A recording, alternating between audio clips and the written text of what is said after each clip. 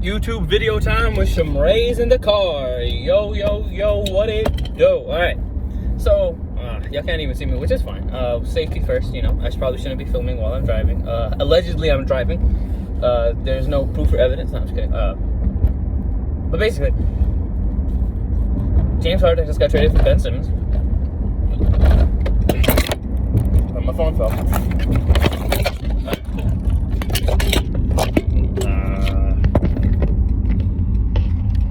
Alright, we do that. I don't know how this is going to turn out afterwards, but we do this for now. Okay, so the trade happened. James Harden for Ben Simmons. And it brings up the conversation of super teams as Kevin Durant, Kyrie Irving, and James Harden fail as a super team. If you want to call it a failure. I don't know a good way to describe it because it is just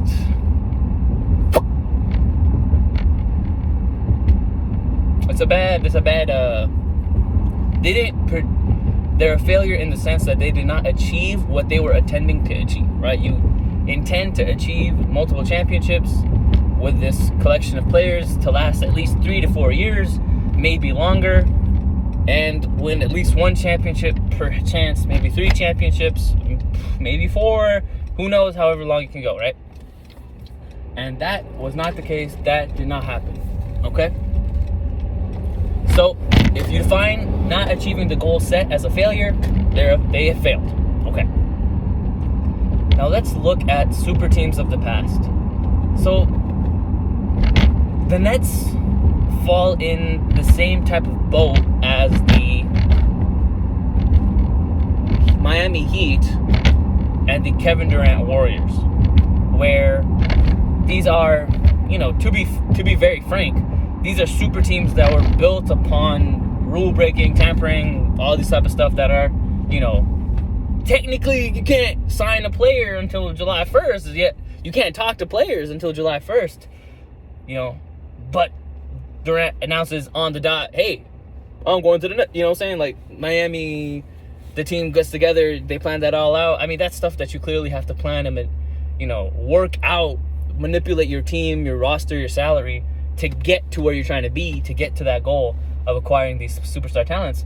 And that's what happened in multiple of these equations, right? Now, can y'all see my eye twitch?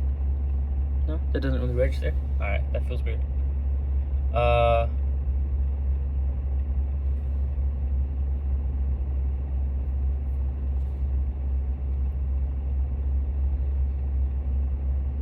Sorry, I lost my train of thought. So, since 1976, if you look at championship teams and the number of All-Stars championship teams have, okay? So, let's say, for example, Milwaukee, right? They won the 2021 championship, and on that team, they had, I believe, 2 All-Stars, Giannis and Chris Middleton. I don't believe Jrue Holiday was a All-Star. Someone check that. But anyway, right? So that team had 2 All-Stars. If you go back in NBA history,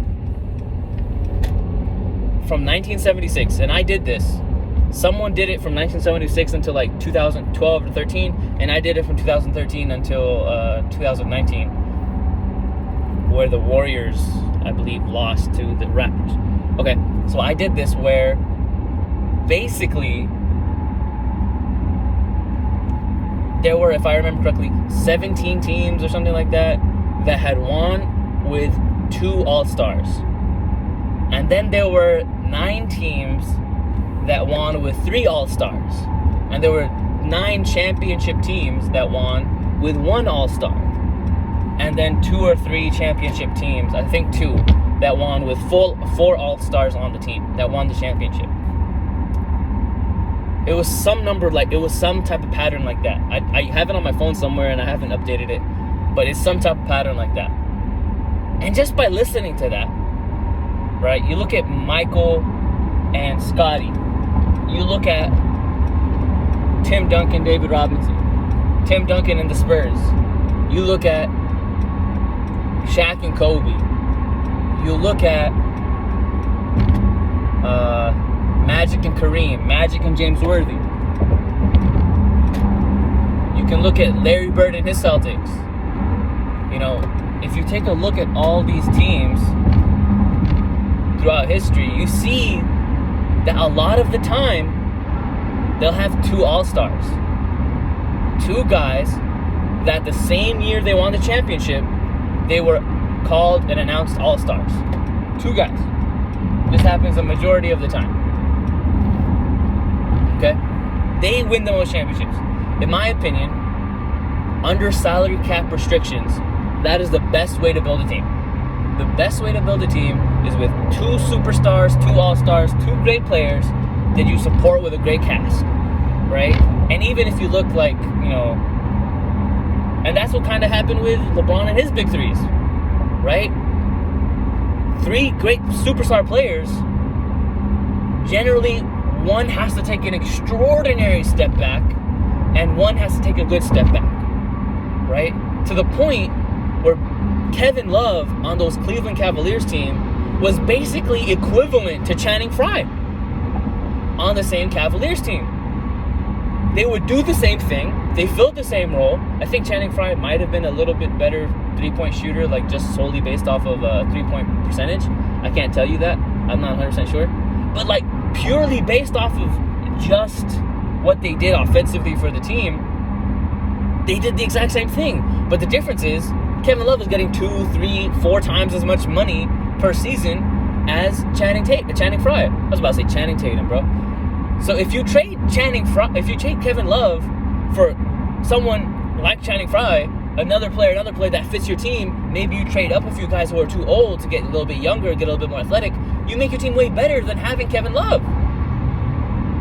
Because if Kevin Love is playing Channing Frye level basketball, he has to be getting paid Channing Frye level basketball. But Kevin Love is too good to be getting. Same thing with Chris Bosh. They're too good to be getting paid Channing Frye level money. So you got to get players who play the same role that fit the money. Of course, without a doubt, Kevin Love, Chris Bosh are way better than Channing Frye. Now, Chris Bosh, I will say, his defense was superb on those Miami Heat teams. He got really good defensively.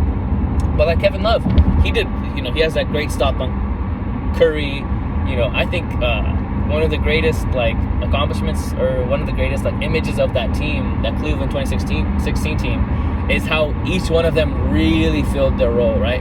LeBron with that chase down on Iguodala, Kyrie with that 3, and then Kevin Love just praying for his life to make sure this man does not hit a 3-pointer in my face. Make sure that Curry does not hit a 3-pointer in my face. And Curry shoots some one-hand floater 3-pointer that doesn't go in. So, it really showed, hey, this is what LeBron does. He sacrifices everything for team success to get this block. Hey, this is what Kyrie does. He gets buckets. And hey, this is what Kevin Love does. I'm doing my best to fill whatever role I can fill, bro. I'm out here praying to do decent, right? And so I feel like now Chris Bosh, he was able to do a lot more. Then injuries affected him. Same with Dwayne Wade. So that's my number one point when it comes to super teams. In a salary cap league, you should only have 2 superstar players, all-star players, and then try to build around or surrounding those 2 players. And I'm sure there are. Now, here's a good counter argument, right? That I do not have the statistics for. The counter argument could be, how many teams are a contender, okay, and have a certain number of superstars, right? So, for example, this team has 2 superstars, and they were considered contenders, okay? Now, what is the success rate of those teams, right? So I think I said 19 or 17 times in NBA history, the championship team had 2 all-stars, right? 17 times or 19 times, right? But how many times has a contender had 2 all-stars and lost, right? So 17 successful attempts, maybe 100 unsuccessful attempts, right? In 75 seasons, well, let's only go back to 1976, because that's close. That's to the merger, which a lot of statistics to go back to. But 1980, you can say, because the 3-point line was introduced then. There's a lot of different eras of basketball, but I go back to 76 just because I feel like that's a merger. That's a clear line that everybody can draw. Okay, so 76 to 22. Okay, that's 46 years. Okay, out of 46 years, 17 times or 19 times, might have been more, honestly. I wonder if I have it. I don't want to look on my phone because allegedly I'm driving. Allegedly, so I want to, let's say 20, okay? 20 seasons the championship team had 2 All-Stars on it, okay? That were All-Stars that season. So they could have been All-Star the previous season, they could have been All-Star the next season, but that season, he was not an All-Star. Only 2 guys on that roster that won a championship were All-Stars, okay? So, let's say that's 20, right? 20 out of 46. Let's say 45, because 45 is a nice round number, or a rounder number than 46. Okay, so let's say 20 out of 45 seasons. Okay, I want to say it's more now, just because of that number, because I'm going to 45. Because 12 plus 12 is 24. 24 plus like 25 is 45. And then there was at least 2 times the Philadelphia 76ers and 3 times. Actually, it might have been 2. I don't know. Golden State Warriors, where they had 4 All-Stars on the championship team. The team that won the championship. But let's say 20, okay? 20, 10, 10, and 5. Okay, let's say that. I don't remember if Detroit had 4 All-Stars or not. The year they won. Okay, so 20, 10, 10, and 5. Okay, out of 45. So, based off that statistic, having 2 All-Stars is the best. But if you look at it from the perspective of 4 All-Stars, how many seasons did a contending team have 4 All-Stars? I'd say a very few times, right? Atlanta Hawks with, Jeff Teague, Kyle Korver, Al Horford, Paul Millsap.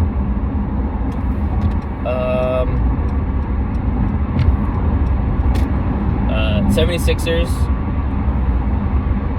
Detroit.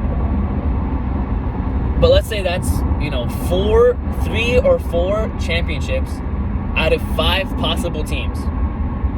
That's really good. That's a great percentage. So having 4 All-Stars is the best, right? That's the counter argument to my point of having 2 All-Stars. That how many times has a team had 3 All-Stars and was considered a contender? So 10 times they won, you can say, okay, Miami was 2 of 4. Cleveland was 1 of 3.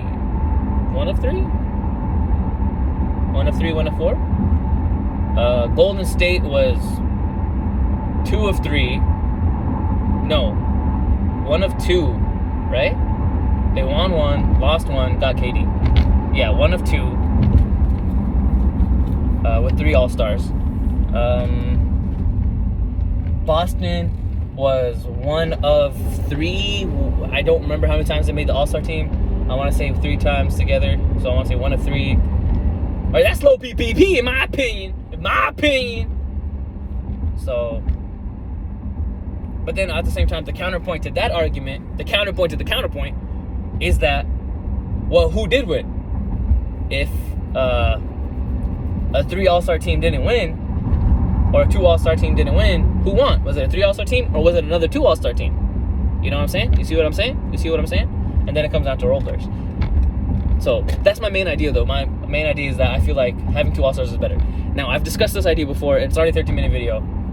There are other things I wanted to talk about. I wanted to talk about salary caps in the 90s that stopped the formation of super teams, that I think would also stop the formation of super teams today. I think they should keep, main thesis of that idea is they should keep the limit in years, but they should remove the cap of contracts. That's my opinion. That's my opinion, 100%. That's 100% how I feel. That's 2 things. My third thing was, the quote-unquote basketball, karma, basketball karma, God. I shouldn't say stuff. I shouldn't say God like that. God, people say, I'm not saying astaghfirullah, basketball God, quote unquote, right? But there's one God, so I don't want to say that. But basically the idea that there's a behind the scenes influence that is not in human nature, right? Of course there's conspiracies, but not of human nature, that allows or that stops these type of what's the word I should use? Because like, oh, super teams are bad, right? So there's some type of supernatural force, but I don't want to say supernatural because I don't want to say God or supernatural, even though, obviously miracles are supernatural, but like, okay, why am I getting too much into God? But like the idea that something non-human force makes these teams unsuccessful, right? Like, look at Miami. Look at the injuries that Dwayne Wade and Chris Bosh suffered. Now, Chris Bosh suffered even after LeBron's departure, which sucks really bad. But Dwayne Wade at the time, his knees injury got really bad when LeBron got there. I don't recall his knee injury being so severe before LeBron got there. Also, that's another topic. The fourth topic that I want to talk about is age. So the first one was, I think 2 All-Stars are better than 3. 4 is probably the best. Second topic is contract situations. What I think, going back to an older uncapped contract style that still has year caps but not contract caps while still keeping salary caps and hard caps. 3 or 4, the idea of like karma I call it karma just because it's easy, but like this non-human force that allows teams to not reach their full potential. And then lastly, age. I think one of the biggest problems with super teams, in my opinion, like legitimately one of the biggest problems with super teams is age. These dudes are old. The current way the NBA is structured, and this ties into the contract stuff, is that a team or a player basically has 4 years on a team. Now, Zion can be an exception to this. They have 4 years on a team under their rookie contract, right? Early first round pick. Good player. Everybody knew he was going to be a good player. Then they can sign either a qualifying offer or a 3+1, right? That's what LeBron did, 3+1. Now, usually people did 4. So if they came into the league at 19 plus 7 years, they're 26. So that's really young, right? And now they're going to their second team. But even LeBron, right? He was, I think, 28, 26, 27, 28, something like that when he went to Heat. But Dwayne Wade, who went to college, now he's 21 coming into the league. 7 years on top of that, he's 28, 29. Now he's getting a little bit too old. Then injuries start setting in. And you can look at the Brooklyn Nets team. All those guys were in their 30s when they teamed up.